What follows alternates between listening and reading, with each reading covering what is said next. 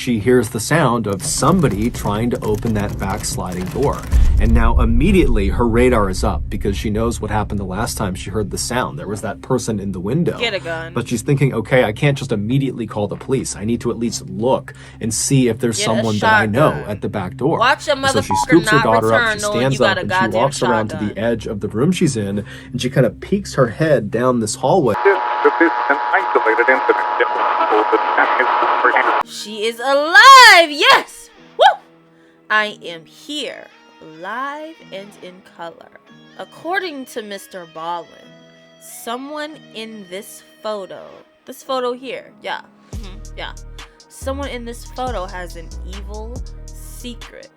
Mr. Ballin is about to explain exactly what that secret is. So let's just get into it. Let's figure out what Mr. Ballin is talking about. Without further ado, roll the clip!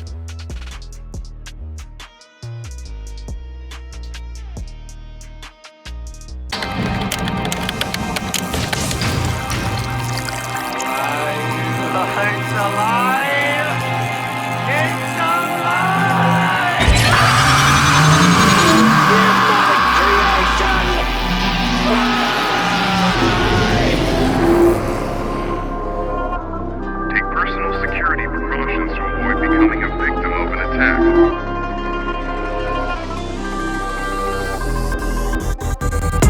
Fair warning, the ending to this story is very abrupt and very upsetting. But before we get into today's story, if you're a fan of the strange, dark, and mysterious delivered in story format, then you've come to the right place because that's all we do, and we upload once or twice every week. So if that's of interest to you, please offer to curl the like button's hair for their wedding, but then repeatedly touch the top of their ear with the curling iron. Also, please subscribe to our channel and turn on all notifications so you don't miss any of our weekly uploads. My mom used All right, to let's use get that into hot today's comb story. on my hair. And she burned me, and I reacted. She'd be like, "Don't move! Like, what do you want me to do? You want me to just take the sizzle? You want me to cook like bacon and be okay with it?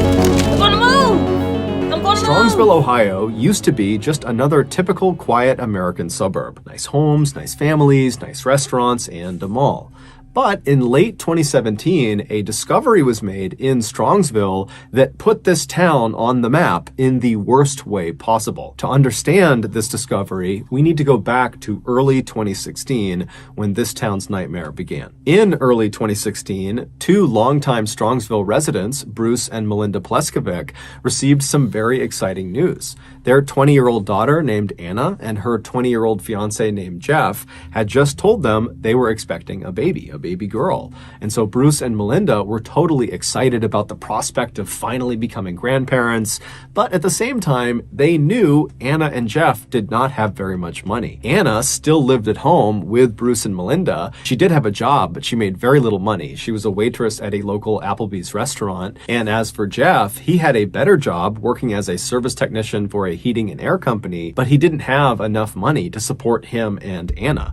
In fact, he didn't even have enough money to move out of his parents' home. He was still living with them on the other side of Strongsville. And so this couple, they're really excited about their baby, but Bruce and Melinda are thinking, you know, we really got to find a way to support them because they're just not prepared for this first child. And so Bruce and Melinda, they talked it over and they decided the best way to support this young couple was to tell their daughter if she wanted to, she could invite Jeff to come stay at their house. That way the two of them could be together, and once they had their daughter, Bruce and Melinda could be the great-grandparents and help take care of the baby. And in general, this would allow the couple to just continue to save money and move out when they were ready. And so when they told Anna they were willing to do this, Anna was so happy. She was so grateful. She called Jeff, and Jeff was equally happy and grateful and said, yes, I would love to move in with you guys. So it took several months, but finally in June of 2016, which was the same month that Jeff and Anna welcomed their daughter to the world, Jeff would leave his parents' home and move into Bruce and Melinda's home. And almost immediately after he moved in, he and the rest of Anna's family began experiencing some very strange and disturbing things around their property. Just a few days after Jeff had moved in, he and Anna were home alone. They were on the main floor of the house and they were having dinner at the kitchen table. And at some point, Jeff just happened to glance out one of the back windows that looked out into their backyard. And now this property had this huge sprawling backyard. Basically, they had all these houses kind of in a row, and they all had almost like a communal backyard, this big open space. And so Jeff is looking out into this huge backyard, and he sees off in the distance something strange. He doesn't really know what he's looking at because it's nighttime, it's dark, but he stands up and he walks over to the window, and as he's looking out, he sees way off on the backside of their property are these four strangers just standing there, appearing to be smoking something, and they're just kind of looking up at the Pleskovic house. And so Jeff is looking out the window at these four, not really sure what to make of them, and he calls Anna over, and so Anna walks over, and the two of them are looking out, not really sure what to do. I mean, on the one hand, these four people who they clearly didn't know, or they believed they didn't know, were definitely trespassing. But at the same time, they weren't really doing anything. They were just kind of standing there smoking. But as they're watching these four people, one of them begins walking up the property towards their home and then stops alongside the Pleskovic trampoline, which was in their backyard. And this person begins fiddling with the trampoline. And so at this, Anna's like, you know what? I don't know what they're doing. I feel totally uncomfortable. And so Anna would actually call the police. And so the police, they come out. But by the time the squad car arrived in front of the Pleskovic house, the four people in back must have seen the car, and they took off running. And so when the police officer went in the backyard and looked around, there was no one there, and there was also no sign they were there. There was no dropped cigarette butts or anything. They just kind of vanished. And so the police officer told Jeff and Anna, if they come back, let us know. And so the officer left. And then a little while later, when Bruce and Melinda came home, Jeff and Anna would tell them about what happened, and they would agree that that was totally strange, that in all the decades they had lived in Strongsville, they had never had anybody stroll onto their property and just loiter in the middle of the night. And so for the next couple of days, the family was definitely on edge, but after a little while, this whole incident was largely forgotten about. Fast forward about 5 months to November 2016, and Anna was home alone with her young daughter, and she's playing with her daughter on the first floor of the house towards the front of the house. And as she's playing with her daughter, she suddenly hears what sounds like someone trying to open the back sliding glass door on the back of the house. And so instinctively, Anna thinks, okay, Jeff must be out there, or my parents must be out there, and they don't have a key or something. And so she scoops up her daughter and she begins walking towards the back of the house to open this door for them. And when she walks into one of the back rooms, before she reaches the back door, she happens to look out one of the windows that looked out into the backyard. And standing right up against the glass is this unknown male figure with his face pressed up against the glass.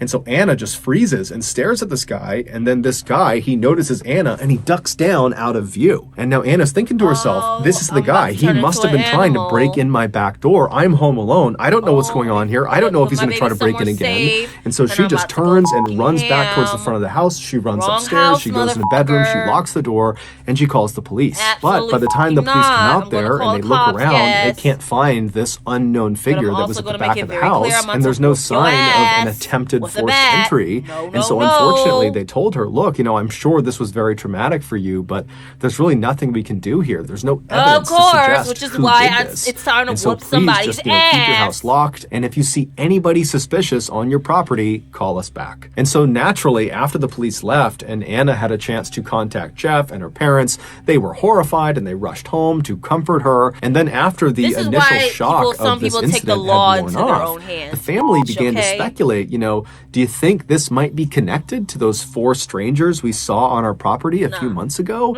It just seems odd that those two things would happen so close together. And then the family began to think, okay, well then who is this person? Who are these people? What do they want? Why are they targeting us? What's going on? Because as it was, the Pleskovic family, they didn't have any enemies, at least none that they knew of. If anything, the people of Strongsville adored this family, especially Melinda, the mother. For the past 20 plus years, she had been a middle school teacher in town and her students adored her. She was also a big time soccer coach in the community because she had played in college and she was still very passionate about it. So she was this amazing coach. And in the eyes of many parents,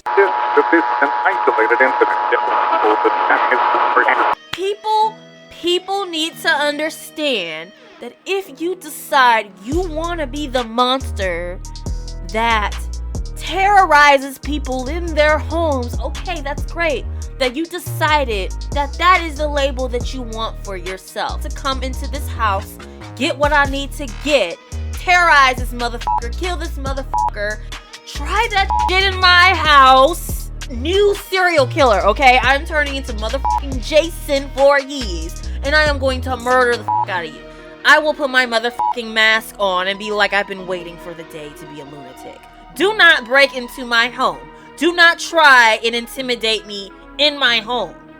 Give me a reason to live out serial killer dreams. Don't do it in here. You may be big and bad and might be able to overpower me, but you ain't going out of here without losing something, okay? Without losing an eye, without losing an arm, and a leg, a finger, a lip. I don't know what the but something is getting torn off you, cut off you, stabbed off you, bit off you, shot off you, blam, blam, blam, blam, the blam. I'm just, ew. These home invasion stories just get me worked up. So I'm like, I am scared. Yeah, Bella. And then Bella, this girl here, she's gonna bite you in the ass, okay? I just have to make that very clear. And she's fierce. She may have a squeaky toy in her mouth, but she's fierce. Like, I am a natural paranoid person. Like, someone, like, if I hear crunching sounds like someone's, like, I have a lot of leaves and trees around where I live. So I hear, like, crunchy, crunchy, crunchy. I'm like, who the is that? I'm gonna be that old lady in your business looking out my window at you. Ain't nobody about to come up on my property thinking they running shit. It's like, it's one thing to be out in the world and it's happening because people are lunatics and the land is everybody's land. You don't know who you're gonna run into while you're out there. You don't know what type of person you're gonna talk to, what type of people you're gonna meet, what mindset they're in, what they feel like doing to somebody on any given day. I mean, that is life, that is the world. That's one thing. But another thing, to think you're gonna come onto someone else's property, in their home, the space where they feel the most comfortable, the space where they let loose and be their most vulnerable, and you think you're about to invade that and everything's about to be good, sunshine, rainbows, gravy, it's a good day for you. An isolated incident. The mother to Anna, she was also the mother of an 18-year-old boy named Kyle who had Down syndrome and was nonverbal. And Melinda just had this unbelievable way with him where she was so good to him. She incorporated him in everything. She got him so involved. She gave him the best life he could possibly have. And so anytime you saw Kyle with his mother, Kyle would be all smiles. Even though Kyle couldn't speak, it was so obvious his mother made him incredibly happy. But regardless of the reason for these strangers to be lurking around their property, the Pleskovic family was now totally on edge and found themselves constantly looking out the windows, especially at night, in fear these strangers were going to come back and might try to break in again. And unfortunately, these strangers would come back. In January of 2017, so 2 months after Anna saw that unknown figure at the window and heard the back door sliding around, Bruce's car was broken into. It was sitting in the driveway of their property. Someone got inside of it and stole his laptop.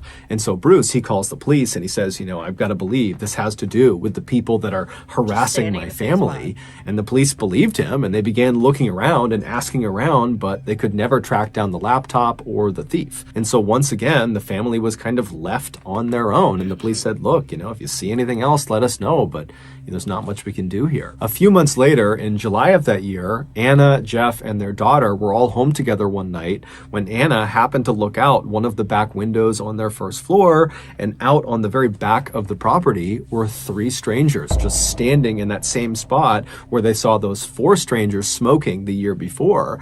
And these 3 strangers are just standing there looking up at the house. And so horrified, Anna calls out to Jeff and says, look, there are 3 people in the back of our property. And so Anna, she pulls out her phone and she's calling the police. And as she's calling the police, Jeff, who's totally upset that there are these people harassing him and his family and making them feel unsafe, he just grabs a flashlight and storms out the back door to go confront these people. But as soon as Jeff went out the back door, before he could even shine the light on them, the 3 people had turned and ran and vanished. And so finally, when the police did show up, they were aware of all the calls they had gotten from this family. And so they went out there and they did a serious search for these 3 strangers, but like always, nothing was found. And so the family once again was told, If you see anything else, let us know. The following month, which was August, Anna was home with her daughter, along with her mother, who was upstairs. And as Anna is in the front of the house in the playroom with her daughter, she hears the sound of somebody trying to open that back sliding door.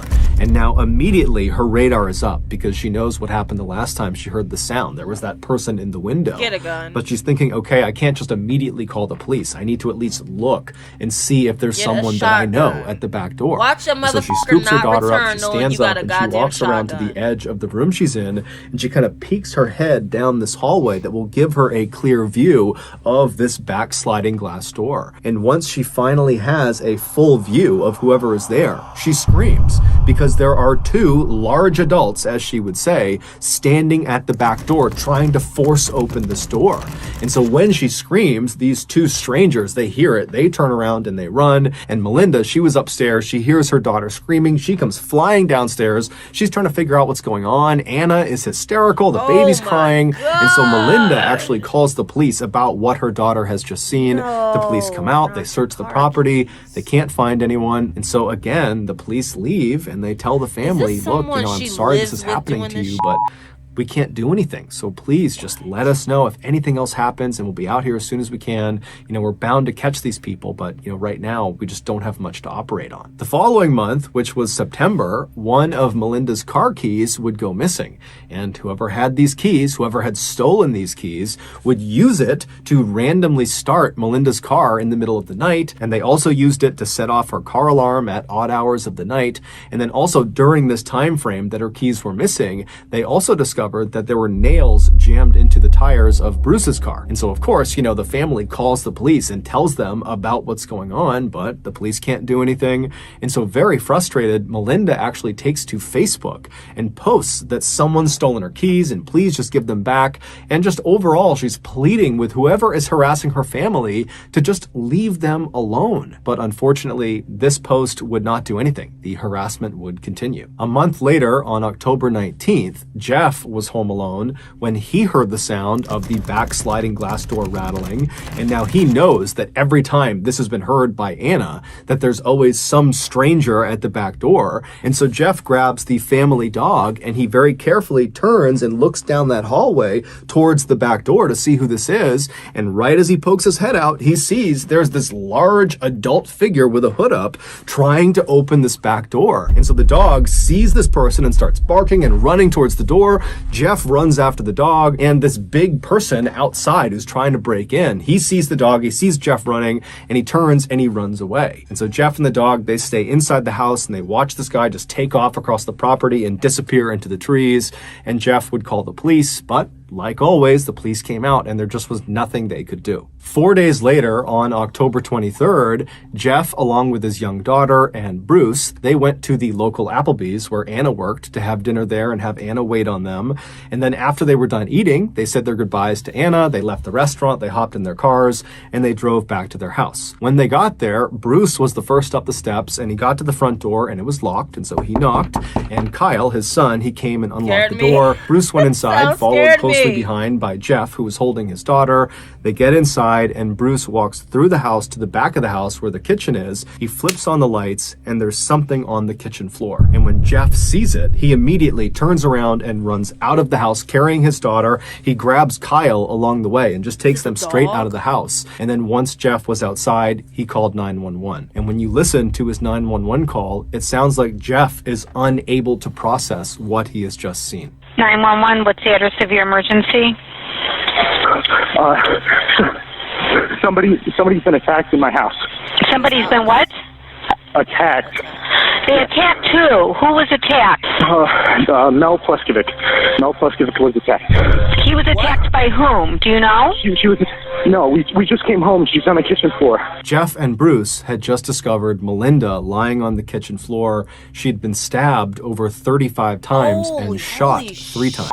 She would be rushed to the hospital, but she would die that night. Although the family was in shock and couldn't even begin to process what had just happened, they were all acutely aware that whoever had done this to Melinda had to be connected to all of these strange and suspicious suspicious people that had been lurking around their property for the better part of 2 years. In fact, literally after Jeff had called 911, Bruce was inside in the kitchen kneeling next to his dying wife, and he called 911 and he would tell the dispatcher that the Strongsville Police Department really dropped the ball. 911, what city is the emergency in?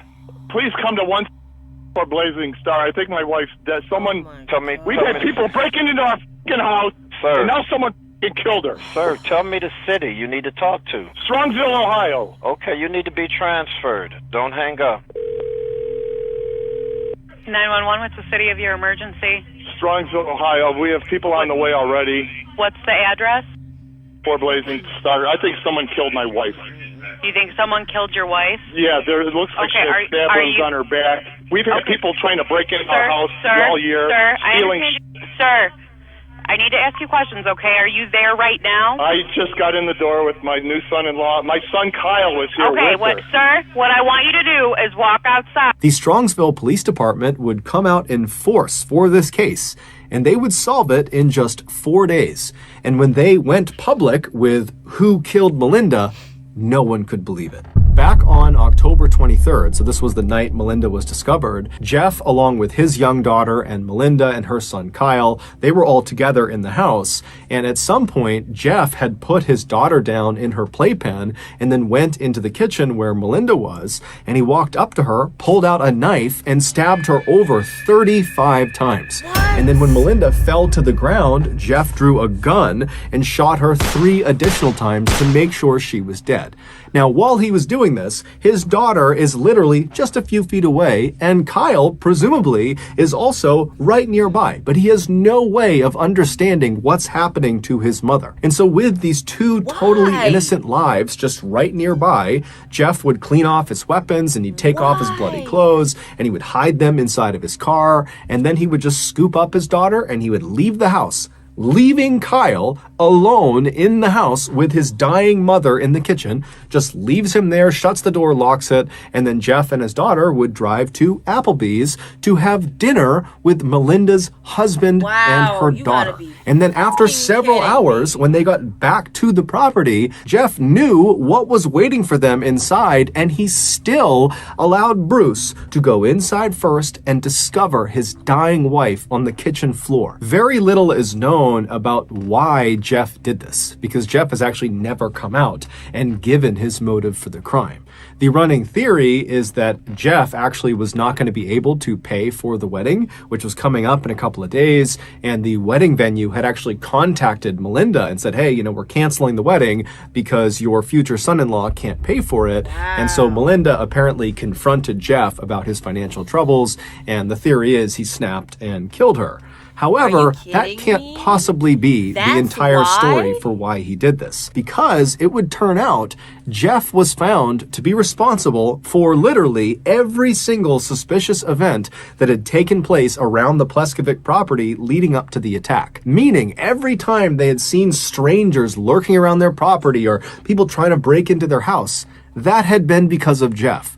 Either it was literally Jeff outside being one of these suspicious people, or he had asked friends or hired someone or groups of people to pretend to be suspicious This people on was the property, a- or this was Jeff something had been thought the only person well to see through these suspicious out in people, advance. and then miraculously, when other people attempted to look outside, they were gone. And so obviously Jeff was lying. And so I actually had the opportunity to speak with one of Jeff's childhood friends who was actually living roughly in the Strongsville area when this horrible murder took place. And what this person told me is that what is kind of generally accepted as why Jeff did this, according to the people in Strongsville, is that Jeff apparently loathed Melinda. Even though she had opened her house to him, he loathed her. And as soon as he moved in 2016, he began plotting to kill her. And so all of these suspicious events were Jeff's attempt at building this really intricate alibi that they had these strangers out there that were targeting this family family, and so that when she would ultimately be killed by him, it would look like these strangers had done it. And at first, it totally worked. Everybody believed, the police, the family, friends, that strangers had broken into the house and killed Melinda. In fact, there was so little suspicion on Jeff after her murder that Jeff actually served as a pallbearer in Melinda's funeral. But ultimately, the police would discover the knife and some bloody clothes in the back of Jeff's car, and so they would arrest him and they would present this mountain of evidence against him, and Jeff would confess to killing Melinda. However, he wouldn't give any additional information about the crime. He would just basically say, yes, I did kill her. He would also never give an apology or explanation to the family. He would ultimately be sentenced to life in prison with the opportunity for parole after 33 years. During Jeff's trial, there was this totally heartbreaking moment when Bruce, Melinda's husband, spoke, and he would say their son, Kyle, does not understand that his mother is gone.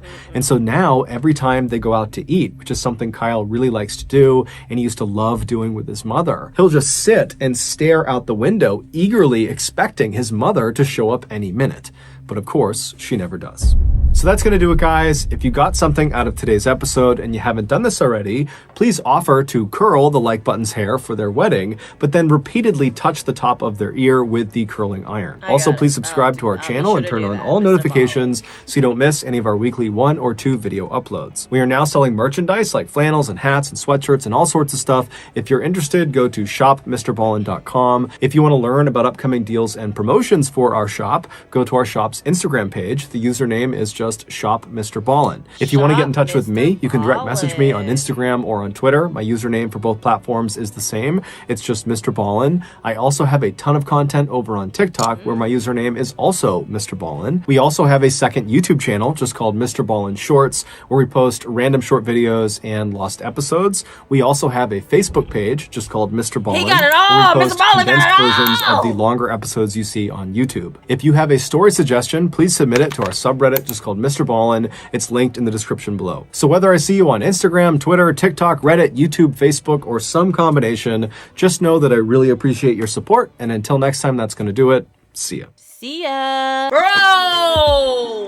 Oh my gosh, I've never heard of that story before. Are you kidding me? Horror movies are never made out of imagination. They come from somewhere, bro. Woo! I'm gonna need some cheering up after that, Bella. Peace!